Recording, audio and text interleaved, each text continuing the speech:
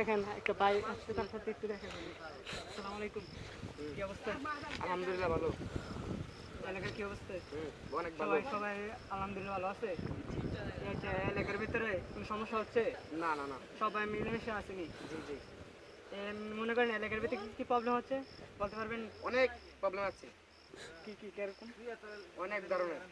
অনেক ধরনের। মানে এলাকার কোনো বিশৃঙ্খলা আছে, যেমন মারামারি, কাটাকাটি, ঝগড়া? আছে আছে। ঝগড়া কারা বেশি করে, মহিলারা নাকি পুরুষরা? মহিলারা মহিলারা কি পিছনে বেশি ঝগড়া করে? অনেক, এসব কয়া শেষ করা যাবে না।